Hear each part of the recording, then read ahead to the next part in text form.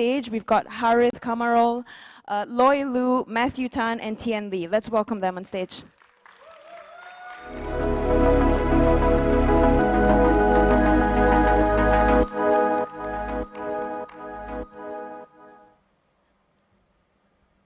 All right. Good afternoon, everybody. Can I get a show of hands? How many people here are not from Southeast Asia? All right, and the rest of you are all locals. Thanks for the support. So we have Tien, Matthew, and Loy. Before we start talking about building out of Southeast Asia, I think it's important for people to understand your stories for this space. So if you mind giving a quick introduction about how you got into this space and more importantly, where you were in your life, like geographically, career-wise, like where were you in that phase of life? So we can start with Tien. Yeah, hi, I'm Tien, CEO, co-founder of Pendle. I got started in crypto as a hobbyist back in 2014 when I was doing a research for a professor on fintech. At that point in time, I think like fintech was still very heavily tied to, the entire crypto sector was very heavily tied to fintech. And yeah, just looking through various business models and ideas, and I thought like Bitcoin was very interesting. Was involved in the space as volunteers in a couple of projects, but I became professionally involved in crypto more seriously when I joined Kyber in 2017. So yeah, Loy here, former boss. But it was a fantastic opportunity because it opened a lot of doors. I got to see the evolution of DeFi, crypto as a whole at the front row seat. And I would attribute everything that I know about crypto today to the experience. It all started from the Kyber days. Yeah, I've always been in Southeast Asia, travel a lot, but primarily been based out of Southeast Asia my entire life. And maybe I'll skip Matt just because Tien mentioned Loy. How was your introduction to the space, and then how did you introduce Tien as well? I was a PhD student at the National University of Singapore. Very early in my PhD career, I was given the opportunity to explore whatever that I want to do with my life. So that was the best part about NUS. So I stumbled on a couple of like articles about Bitcoin, and I was like, okay, this sounds interesting. I decided to basically, dive a little bit further into it. And I think a few months after that, like the white paper of Ethereum was introduced, and everyone was like talking about Ethereum everywhere, right? And basically, it opens like a lot more opportunities for people to do stuff on top of Ethereum.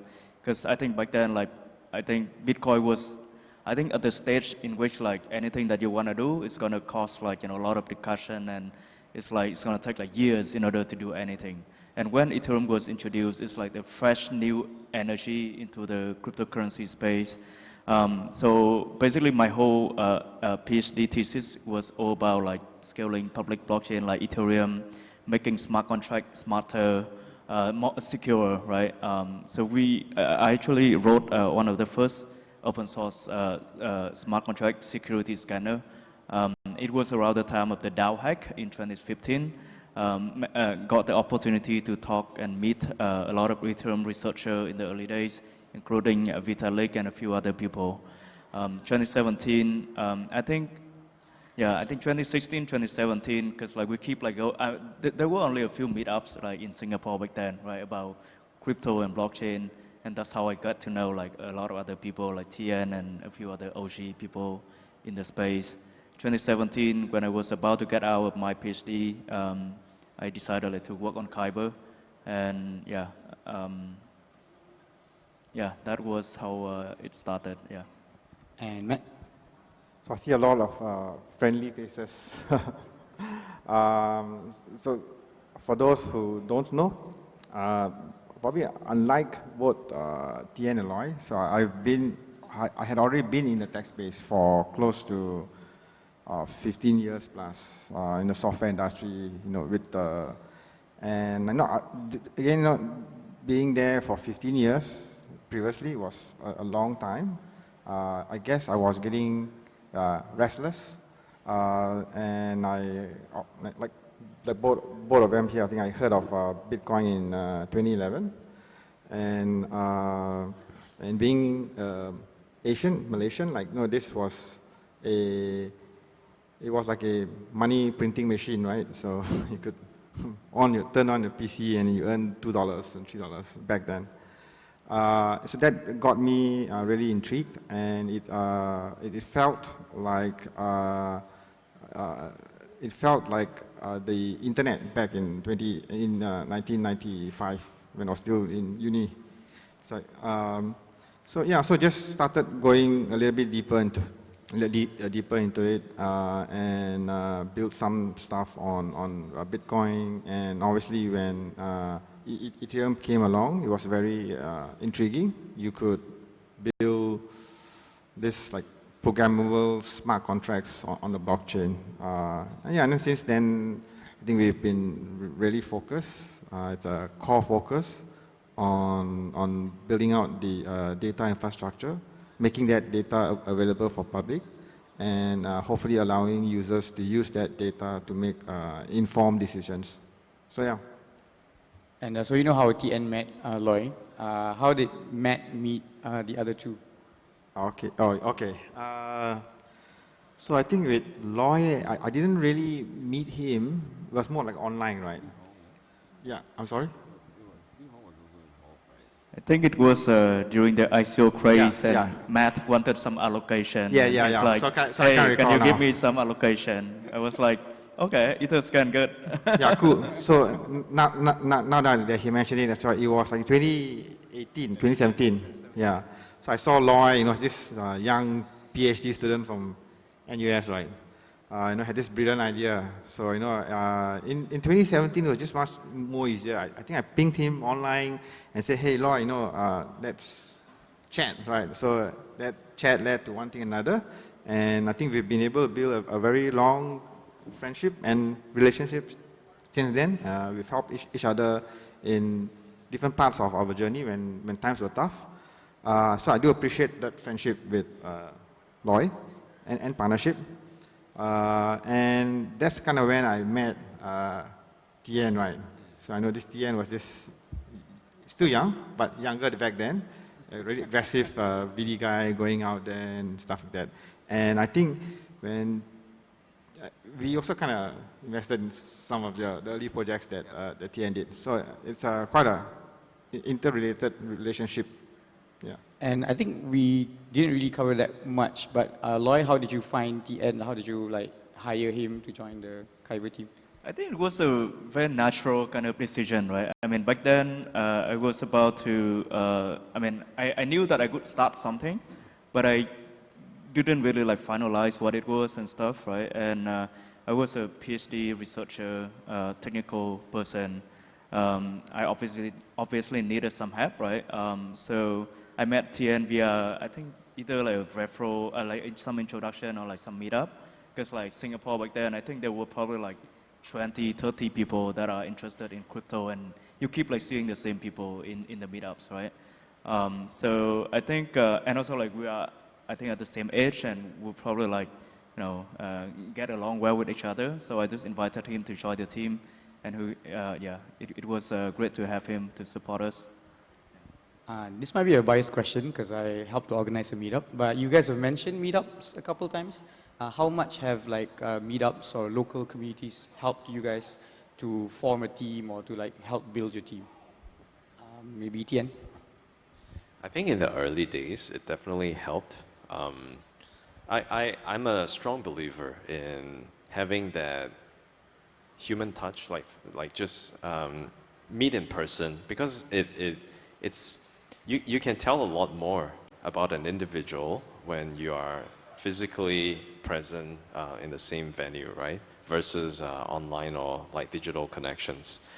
I would say back in the days, there's there was the difference between the meetups back then and now is that I feel that back then the attitude towards like Ethereum and the entire sector as a whole was more innocuous. Like everyone's in, like most people were in because they wanted to learn about the tech. Now it's different. I think the attitude is, what's the next meme coin, right? Can't help with that. That's the reality. Yeah, but I think back in the days, to get to know people, you go to meetup, you find similar, you come across people with similar interests a lot more easily. These days, it's harder to tell. So yeah, we probably have to resort to other avenues to like streamline or filter out like how to identify individuals who have similar interests. Yeah, but I guess like that's just a function of time and also the growth of the sector. And any thoughts from Matt and Loy? About utilizing communities, local communities and meetups to help you form a team or build your team? I think it's, yeah, I mean, I think we actually like hire several good people from local meetups, right? I mean, it's important. Basically, like it's a lot better. It's a good like recruitment kind of like channel for us. You meet people there, you see how they interact. They like you ask them like the question that basically like usually like when you meet people, you don't tell them like, hey, we are looking for this position, right? But you see like how they do, how they interact with other people, what the characters is, and after that you are like, okay, this might be a good fit for the team, and you want to bring them on board and see how they, you know. I think it's a lot better than just like proactively like poaching people. Yeah. Yeah. So we support ETKL, right? I probably wouldn't be on the stage here if it wasn't because of ETKL. That's where I kind of met Harit, right? Yeah, I think so. The key for the successful meetups that we've seen, like the local grassroots meetups, is it definitely helps if there is an industry sponsor or supporter. So I think that's what we kind of try to do, but at the same time, trying to keep it as non-profit as possible.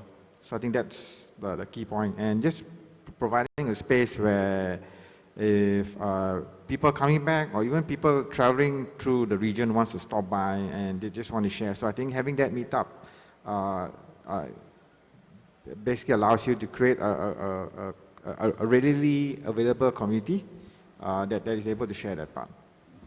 I think one thing that I want to add more is that like I think in Southeast Asia, probably like most people, most engineers, they're very shy, right, online, right? I mean, like you go to Twitter, you probably don't see a lot of like Southeast Asian engineers talking about like a lot of stuff, like because like one, I think English is probably not their first native language, and two, usually they don't argue online that much, right? Oh yeah, they don't argue.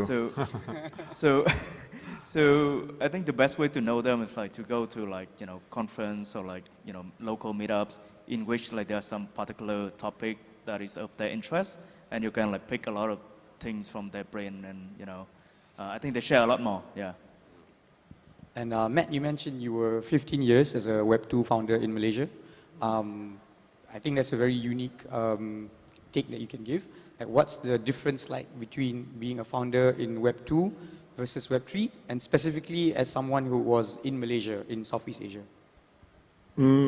So it's 15 years in Web2, but 10 years in Web3. So 10 years of Web3, right, is a long time. So one of the things I actually realized is I have to really think hard because it's been a while, and you kind of get used to the way things are done in Web3. But I think this something that kind of reminded me about this was, so we were at a dinner and we had a conversation with this person who's from Web2, and I think she actually shared one point. So she shared that she's moving from Web 2 into Web 3. And she said that one of the things that she found most stark was that the people in Web 3 generally, especially with Ethereum, tend to be really friendly. They share a lot of information. Like in Web 2, if you go around and ask a lot of stuff, right, people kind of get a little bit hesitant, a little bit cautious. But if you see the ethos in Web 3, if you go around, you ask questions, right, a lot of folks are just extremely happy to share with you what they're doing and the tech stack and all. So I think for that matter, I appreciate and I'm thankful for being able to be part of that Web3 ethos. And you kind of have to be reminded of that sometimes. So I think that was helpful for me. And for TN and Lloyd as well. So you both mentioned that you were researchers and you did a bunch of work in the space before you became founders. So if there's anyone in the audience or who's watching online, like, is that experience, how helpful or necessary is the experience to have before you start and found your own team? Tien? Just a disclaimer, my research is nothing like Loy. Yeah. It's still research. Serious research. I'm a hobbyist. Well, I think my perspective is probably different from Loy. I think it helps to actually, like, starting out a company is difficult. And in order to, I think one key difference between a more successful company from everything else is having a unique perspective about a sector that you're operating in. Like, for example, right, a lot of people can be running money markets. Very simple, straightforward product with a clear product market fit. But then there will be differences between a product like Aave and Compound and everyone else. And of course, like now, gradually we're seeing products like Euler and Morpho gaining traction. These founders have very deep understanding about money markets, and they also are able to incorporate their unique perspective into their product. That can only come when you're deep in the sector. Like, put it simply, right? If I've not been involved in the space since my Kyber days, I don't think I would be able to pull out something like Pendle. That knowledge can come from research. It can come from direct involvement in a team that is operating in a certain segment of interest. It can come from anywhere. But really, I think the more important component here is really a deep understanding of the sector and then developing a unique perspective that can help develop a more interesting product, a more differentiated one. And Loy, Tien mentioned you'll have a very different perspective. I think in general, over time, I think over the last like 10 years, I realized that I think Web3 is, or in general, like crypto is the most rewarding industry for any academic researcher, right? So it's rewarding not just because of like the potential financial return. I mean, a lot of like good high-profile projects are run by academic founders, right? But also like, being able to see like, what you research on to be deployed, to be used by everyone over the world, right? I think that's the most rewarding experience. So before started Kyber, I had a few opportunities, right, to work on still blockchain research, but like in like say industry, big companies, big payment companies in the US. Pay you more? Sorry, what? That they pay you more? I mean, it's not, I mean, they paid okay. I mean, it was Visa Research, right? And they started like their blockchain research back in 2017. But I was like, if I work here, it's going to take me years, right, in order like to see any of my research like getting deployed or getting used in practice. And it's going to be like patent after patents after patents, right? So that's the business model, right? And then I keep seeing like, other people launching new protocols, new product, right? And like, I was like, I could do that as well, right? And, it was a big inspiration. So eventually I decided like to work on my own startup, launch Kyber and get like people to use it. And over time, I also encourage a lot of people like to, hey, if you want to do something, just launch your own startup, right? Like do it in crypto. Like forget about fintech, forget about like, other stuff. I think with crypto, you launch for a global audience. You get like abundant of like funding and support and like, users right from everywhere. It's the fastest like, journey for you to see something from happening. And on that note, Southeast Asia isn't very well known for having huge, like globally impacting tech companies, but we have 3 here.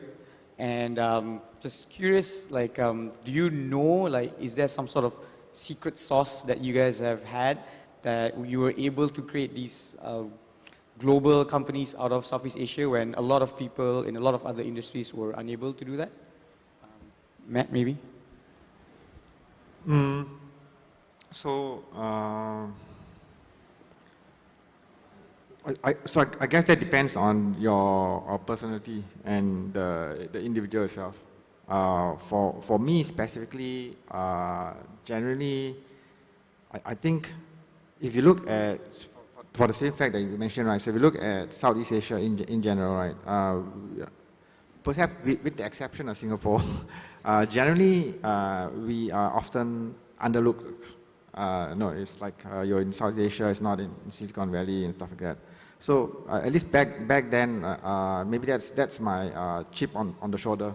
So that kind of motivated me to prove that we could build something out here. So that was one strong driving push over the last 10 years to show that we could build global products out of South Asia.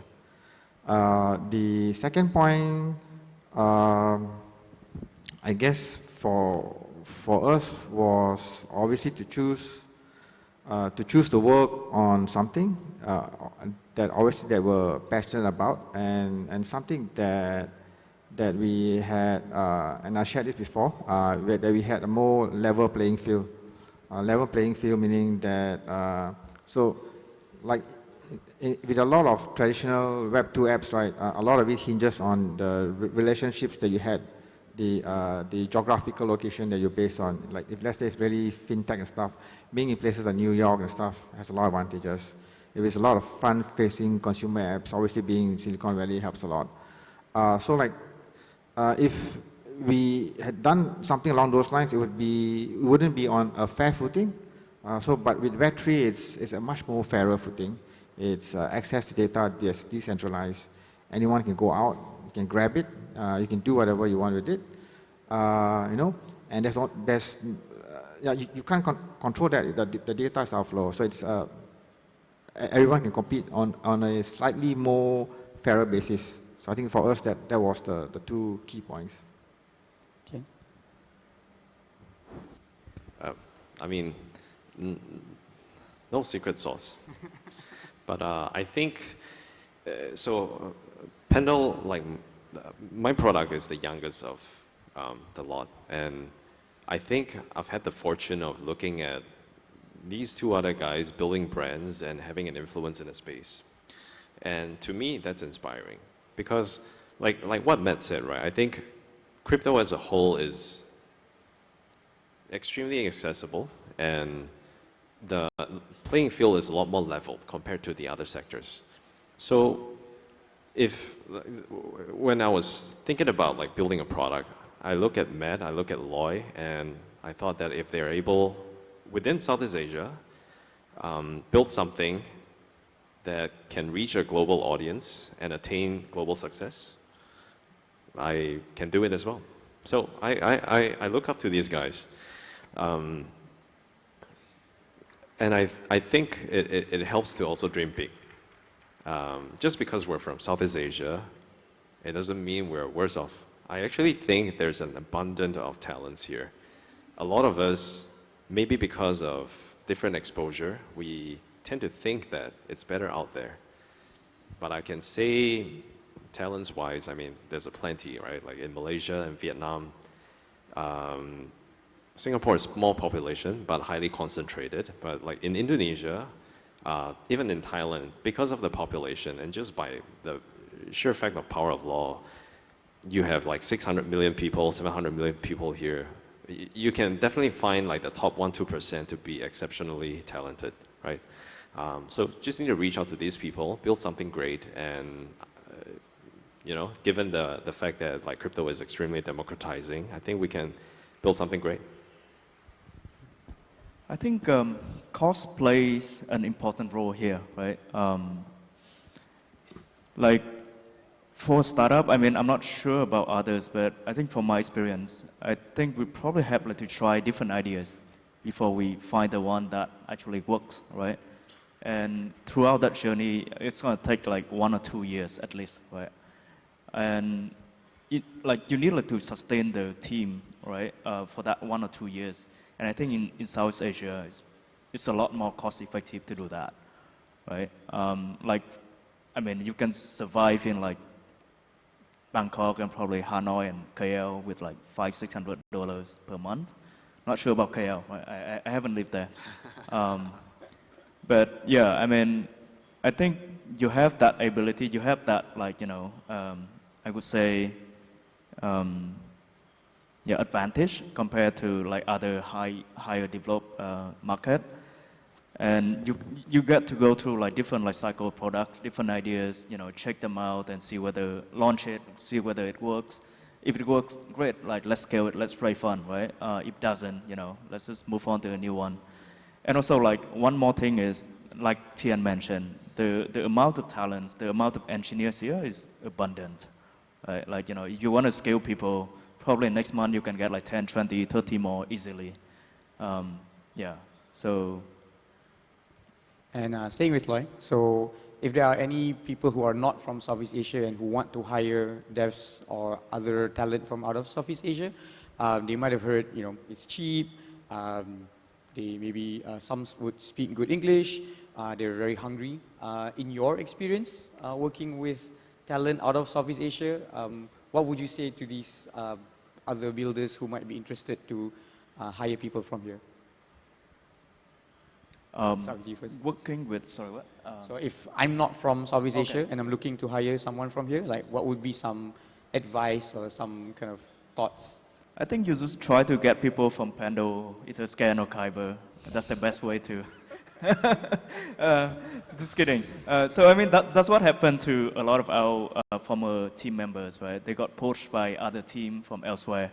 Basically, like say if the team is from the US and they're looking for some people in Asia, some engineer in Asia, usually they would look for like, you know, all the people that are working for existing teams in Asia, right? And they're like, hey, we're going to pay you double, and it's still half the price that we're paying in the US. and we lost a lot of people to them. But it's okay because like, you know, it's a fair market, right? If they can get a better opportunity, happy for them.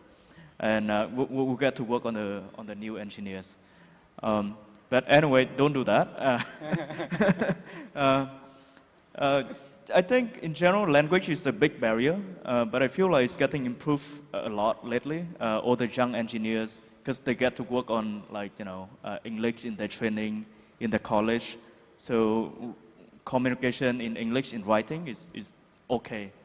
Speaking might need some time for them, but I think probably in Malaysia it's not an issue, but like in other countries like Thailand and Vietnam and even like Indonesia, it's probably a big barrier. Other than that, I think everyone is hardworking, fast learner, young population. You have like, you know, a lot of talents to recruit. Yeah. Matt? Yeah. So first off, I don't think 500-600 is enough to survive in KL. Second, tapping off on what Loy has mentioned. So for that same reason, right? Again, generally in Asia, Southeast Asia, these are developing nations, right? So there's a high growth, and normally people here are actually quite hungry, right? So they want to improve their lives. I'm not saying people outside here aren't, but generally in South Asia, it's very strong drive. There's a strong drive, also a monetary incentive in order to improve your quality of life. So people really strive for it. I think they really work hard, and they don't take things too relaxed. A lot of people are just like, no, you got to make it. So you push hard, you study hard. It's very traditional, right, in Asia. Study hard, and you work hard, and you do get a good job and stuff like that. And that's fairly what we see, at least in developing nations like in obviously Malaysia and Vietnam and Thailand and all the other countries, with the exception of Singapore, which is obviously already very much more global. Yeah, so other than that, going back to what like Loy mentioned, yeah, I know turnover is always an issue. Again, I think it's also working with teammates that, obviously money is important, but I think there are also other values there, other things that you can accomplish working in a team. So yes, money plays a large factor. I don't think it's the only factor. Sometimes it's also about the journey and the ability to grow and probably thinking a little bit more forward, you know, like what happens after 5 years and stuff like that. And there's probably a bunch of other reasons that we can do it in a separate conversation. Tien. Oh, no, nothing meaningful to add. I think they covered all. And I think the stereotype's generally quite accurate. Okay, then I'm not going to let you go. But the talent within Southeast Asia is extremely diverse, right? Because Singapore, Malaysia, Vietnam, Thailand, Indonesia, Philippines, all very different people. And I'm quite sure the three of you hire like people from across the region. So what are your kind of learnings from handling these very diverse cultures within the same team? Tien, I'm going to start with you, because you skipped the last one. Yeah. Can I defer to Matt? Okay, Matt first. Let me go ahead and take a stab at that, because we're actually quite diverse culturally. So again, Malaysia is in the middle of everything, right? The three main different groups and races, right? So I actually think diversity is a strength. I know it's always been said, it sounds cliche, but I think it is. It is especially when it comes to, again, I guess what we're building, right? So for us, some of the stuff we're building is a little bit more front-facing. So I think having perspective from different folks from different backgrounds and different perceptions, I think helps, right? So I know if we're building something and someone says this color looks good, and someone else says this color looks not so good. So I actually found a lot of it has some sort of cultural elements for what it is. And somehow we're able to jive on a color that's a little bit more neutral. So that kind of works for us. Having said that, other than that, nothing critical, very minor stuff, probably like in, so let's say like this trip we're making here with the team, right? So I guess, you know what's actually our biggest challenge or not? So our biggest challenge is actually figuring out where to go eat. The reason being, coming from different diverse backgrounds, there are like food requirements, for example, maybe it has to be kosher or halal, or maybe it has to be no alcohol and stuff like that. So actually that's very trivial stuff, and somehow we actually manage, and we really find a balance, and there are sessions where it's with alcohol, and the sessions without alcohol, and vice versa, and somehow it works, and I think a lot of folks, it's a very unique perspective, one that I've grown up with and I treasure a lot. Yeah, you mentioned to me earlier diversity by default, so I think that's a good catchphrase. It is what it is. Okay, Tien, are you ready?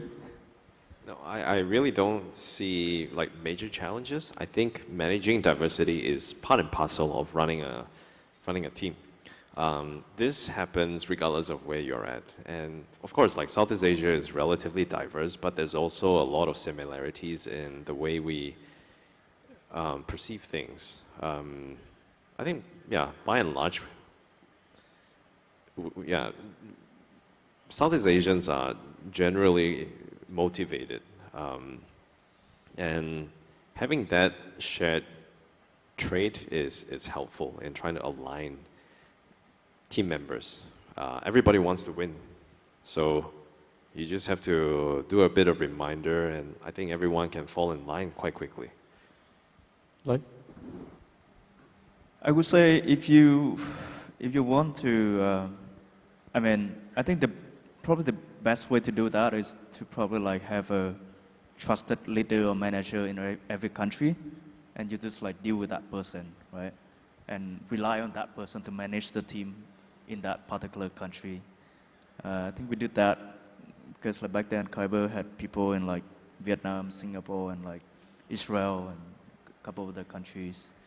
Because I think there are a lot of things that you don't know about the culture, about how people want and what people want, right?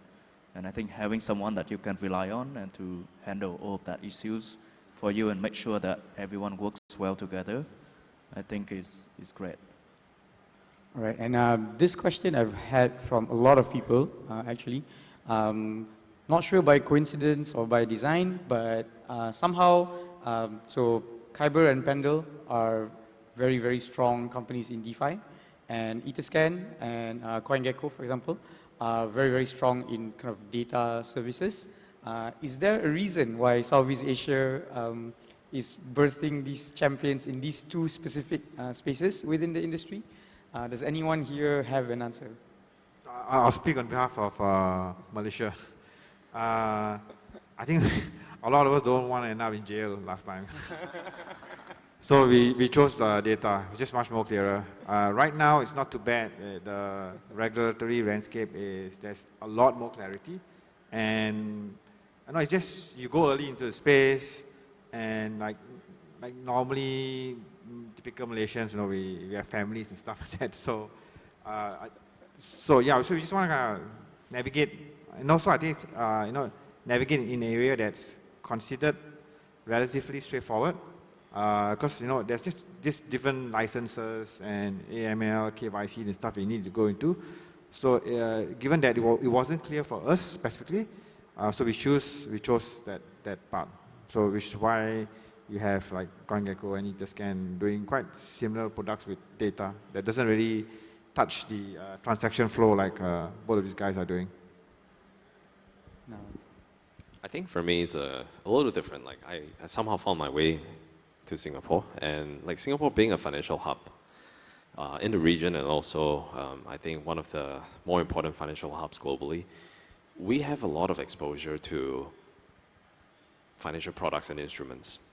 And that has, of course, shaped how I think about finance. And it so happened that DeFi is one of the major narratives within crypto in the early days, and it continues to be the major driver of adoption.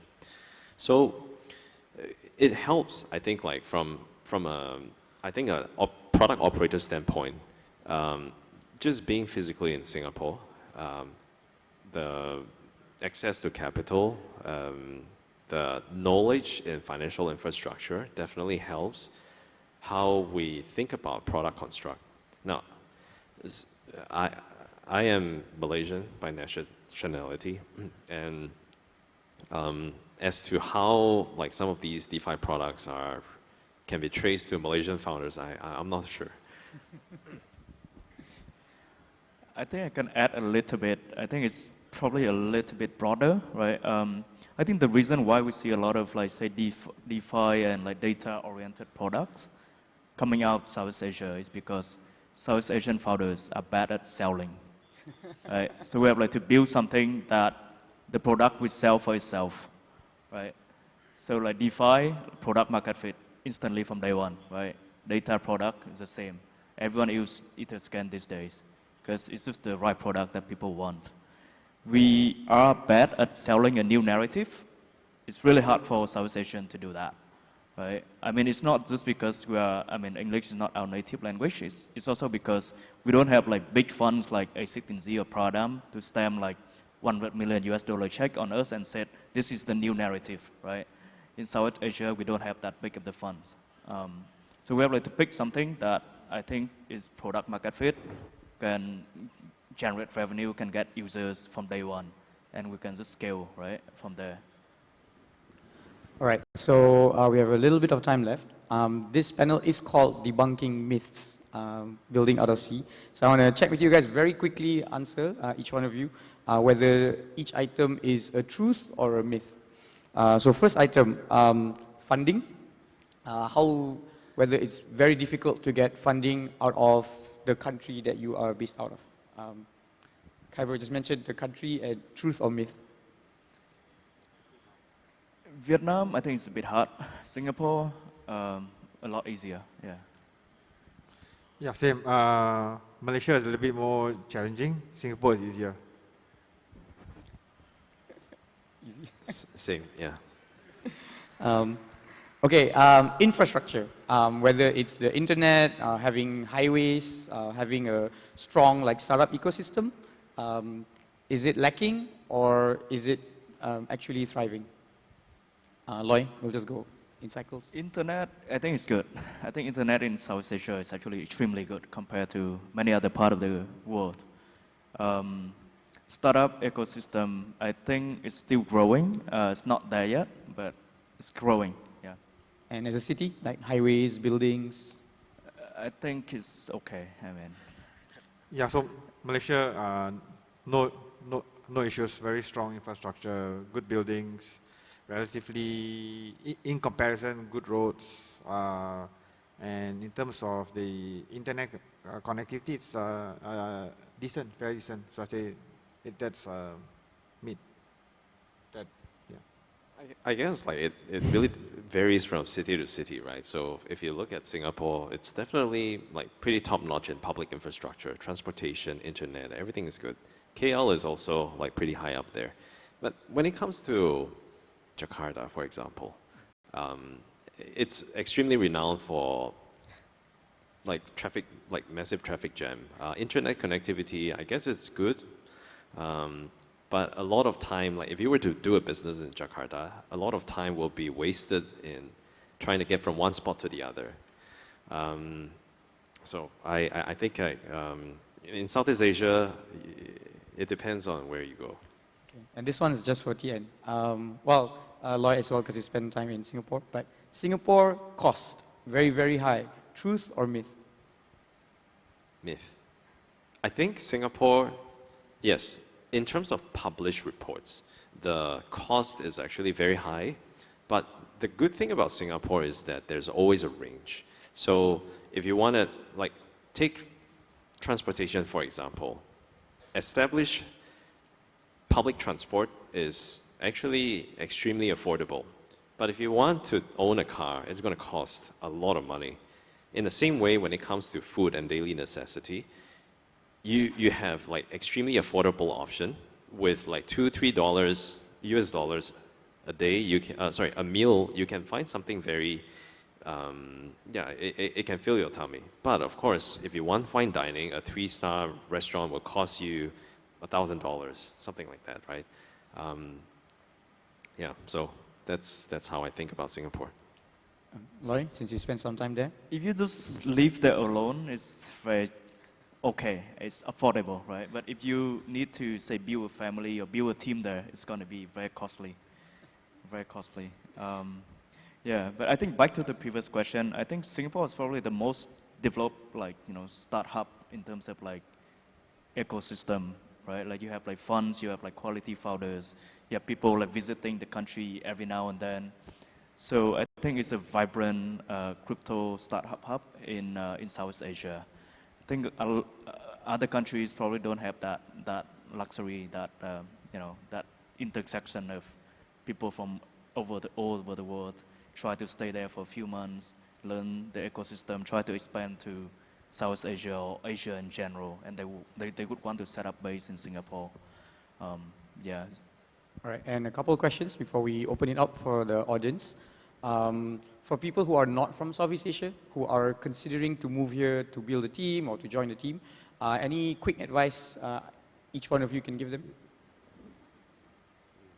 Tian first. Go to Malaysia. What? Go to Malaysia.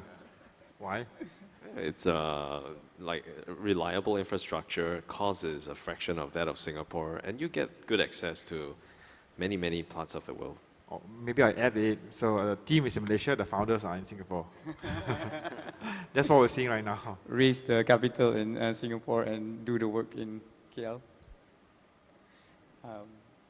I would say you need to pick a base, right? I mean, I think there are several good bases in Southeast Asia, KL, Bangkok, and Hanoi, Ho Chi Minh. Hanoi, yeah. Yeah, Singapore as well. But of course, like, you know, if you're in Singapore, you have like to, you know what you want to achieve from there, right? Because the cost is high.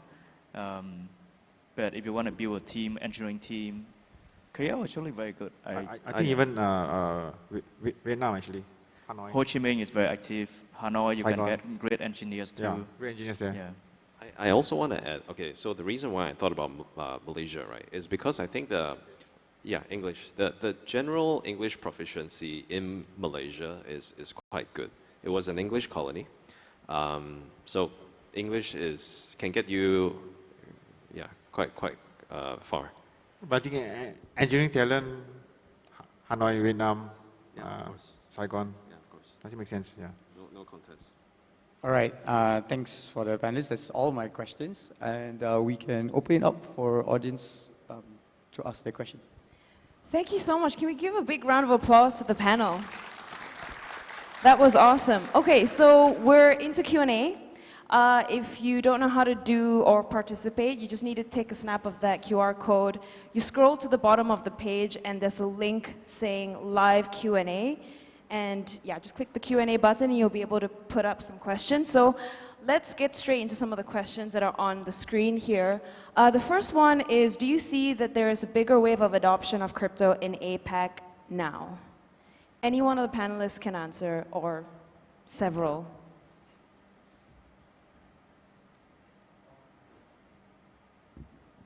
I could say there are a lot more young people trading crypto than trading stocks these days in South Asia.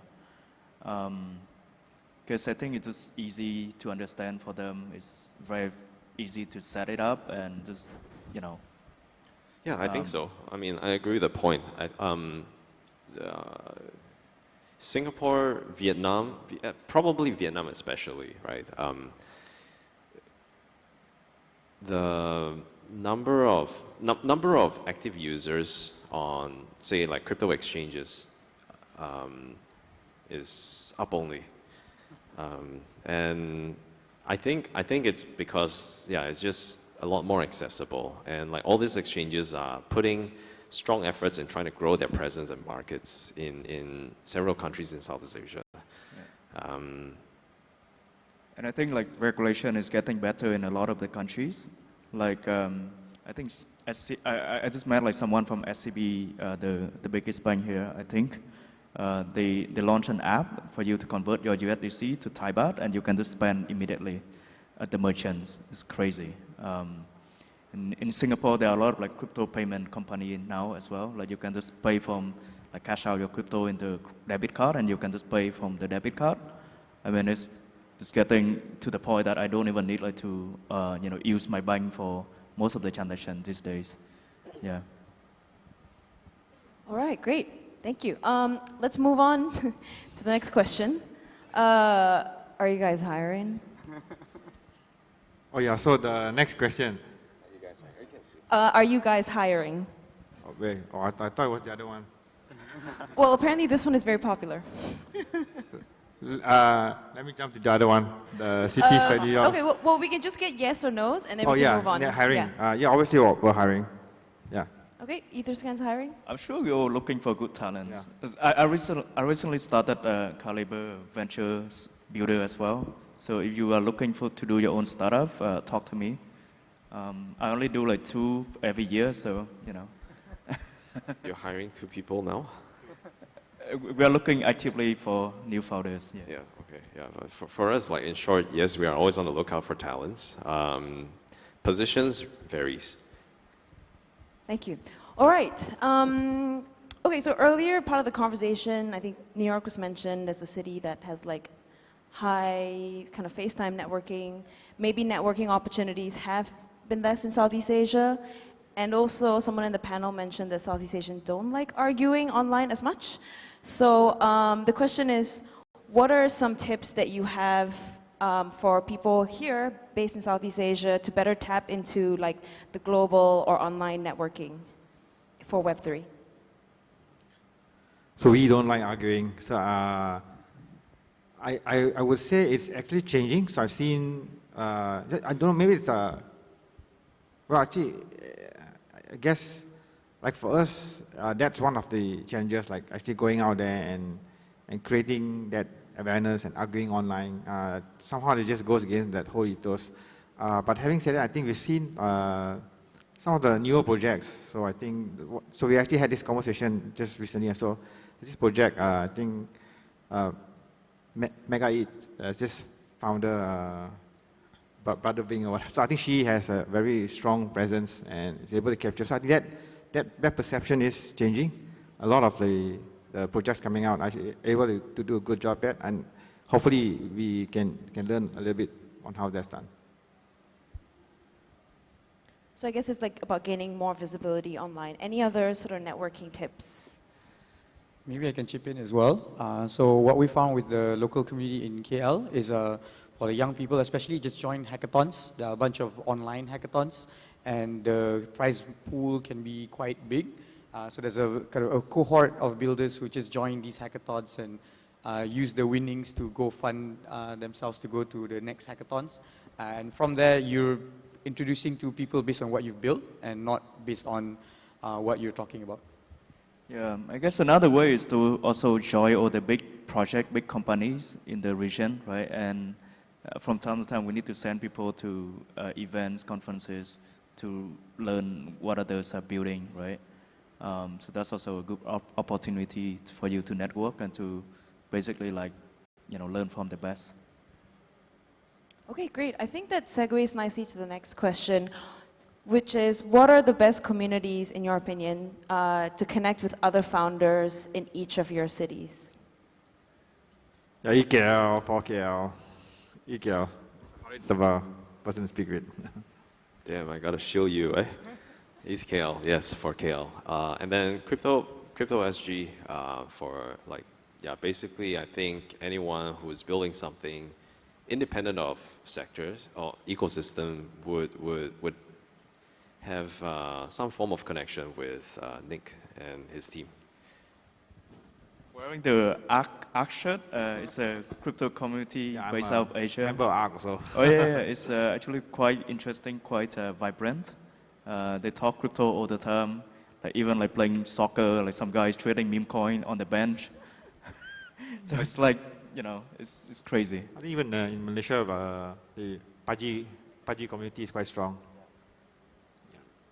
Great, thank you. Got a couple more questions here. How is someone not to be overlooked as a deeply technical person moving to Southeast Asia from America? What should they do? So good, online versus meetups or practical tech versus networking people. So someone's moving from America to Southeast Asia. How can they stand out and not be overlooked? Be like Ross. No, I'm just kidding. 90%. He was security, right? So, no, I think meetups definitely. When we first started out, like even in Silicon Valley in 2015, 2016, the way we connected with the community back then there was through meetups. So I think the same still holds true here. Go for meetups. It's free. It's informal. Anything else to add? Yeah, I mean, just try to participate, right? Try to give talk, try to, be part of some team. And I think like in general, we are very happy to meet new people. If you are in town, just, ping us and ask for a meeting or office tour or something. Happy to meet new people all the time. Yeah. Great. So let's talk about the bull market. What are you guys excited to see in the cycle of the bull market? And if you'd like to add anything like on the Southeast Asian point of view, like what do you think, or how do you think it may impact Southeast Asia? So generally, as well as like focus on Southeast Asia. I guess like, yeah, with bull market, we can expect more new joiners. And with more new joiners, I think it's also reasonable to expect newer and creative use cases that might be native to Southeast Asia. After all, I think from a media consumption perspective, people in Southeast Asia consume media very differently from many nationalities in other parts of the world. So I would imagine that people who are native to Southeast Asia would take opportunities perhaps a bit differently from individuals in other nationalities, in other countries. Maybe things that are, I wouldn't be surprised if there are things that are native to, say, like Vietnam, that might not have a lot of adoption outside of the country. Exact use case, hard to say, but I think this is a reasonable expectation. Okay, I think this, like, Matt, if you want to add, no, okay. I think this is a slightly similar question, which is maybe connected, which is what should people build here? Any ideas, like the kind of dApps or even the infrastructure built in Southeast Asia? I think end of the day, you have to really like see what's your strength, what's your weakness, right? And like who do you have in the team? And decide on the product that really fit to your background. We actually spend a lot of time like talking to the founders and also like try to analyze and help them realize what should be the best thing for them to build. And of course, like if they get like advisor, like talk to people like Tien and Matt and see what they think is cool to build. I think it's also like a good source of like ideas. Yeah. So just want to add there, choose something that you're passionate about and that you're good at. Go for those two and you will have a very high chance of success, regardless of what it is. Thank you. Okay, well, unfortunately, we've run out of time. Thank you so much to everyone who's put up questions. Maybe feel free to talk to the speakers after this panel's over. So let's give a big round of applause to our panelists. It's been awesome to have you guys.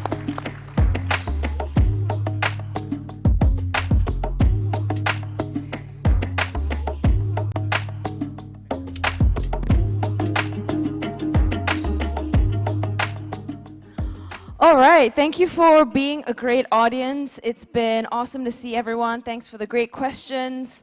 We have more exciting content coming up next. We've got another panel which is super interesting, how crypto is used in Africa today. Hear from leading builders. So please don't go anywhere. Thank you so much for your participation. This is my last session for this morning, so thank you for being a great audience. I'm Deborah, and I'll see you again soon.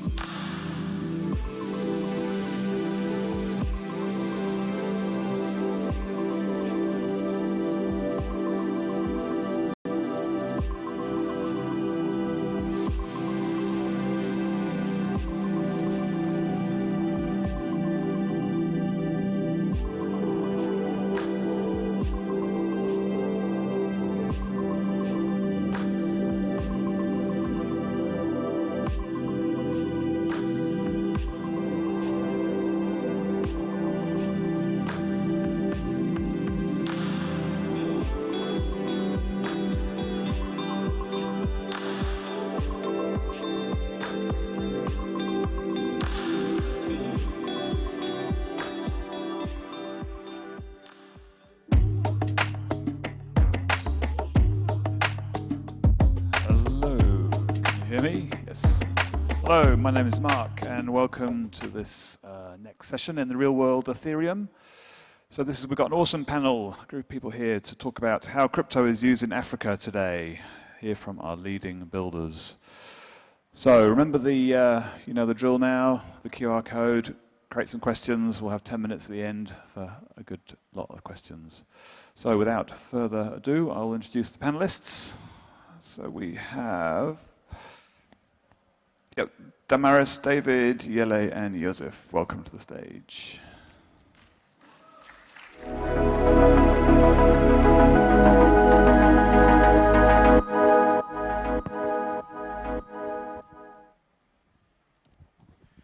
Hello, DEF CON. Hello, thanks so much for joining us on this very exciting panel discussion. We're going to be talking about exactly how Web3 is being used in Africa today and what are the types of innovations people are building. Earlier this week, we covered two really interesting threads of the impact of crypto.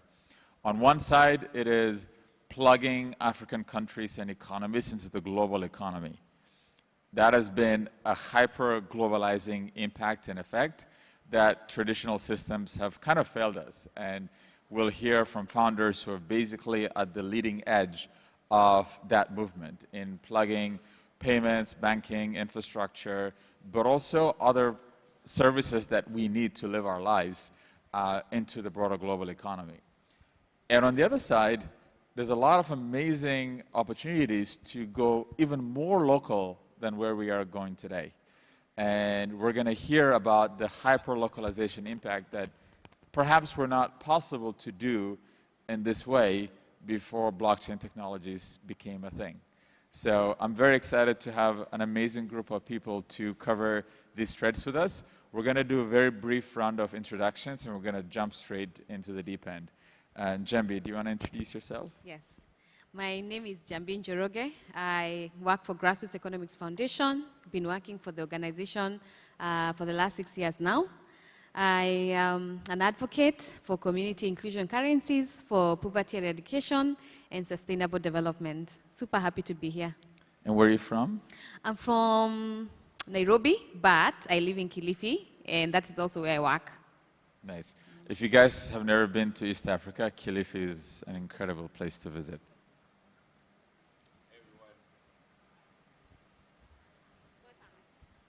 Thing 1, 2. Awesome.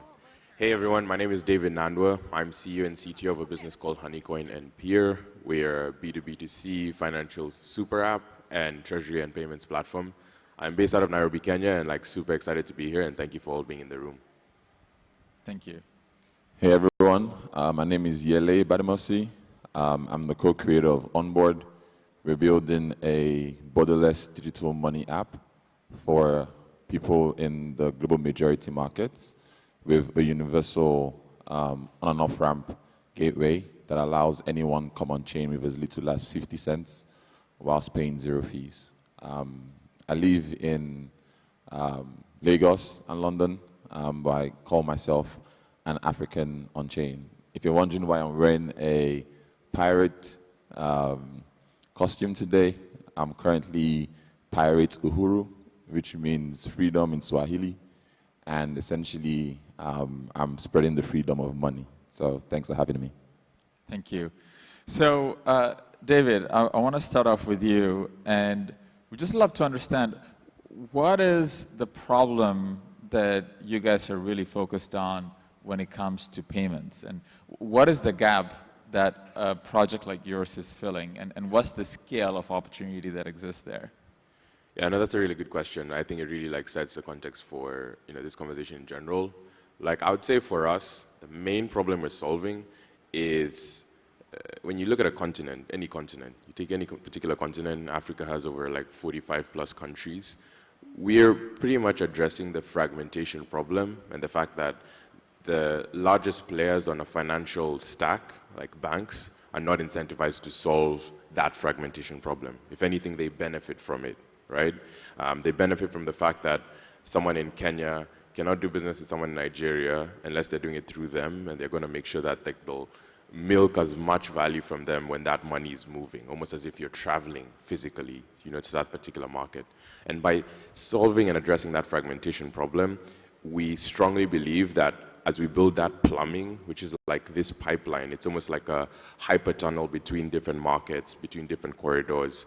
We then now actually incentivize people to connect, do business with each other, actually have conversations on collaboration and partnership. So I see our work as important as, in the US during the Industrial Revolution, when they were putting in the railroads to connect different cities across states and so on and so forth. And I think if we succeed, if we win, and why this problem is so crucial to solve is, as I mentioned in the beginning, there's very few players who are incentivized to solve it because their incentives lie in the issue. We see the incentives as being much larger than the issue because when you actually create the initial plumbing, what you do is you open up a world of different use cases and different ways that people will now start to actually think of, how do I benefit and profit from this outside of just I'll profit off you having a very painful problem. I like the analogy of plumbing and railroads. Those are the base layer infrastructure that everything relies on. 100%.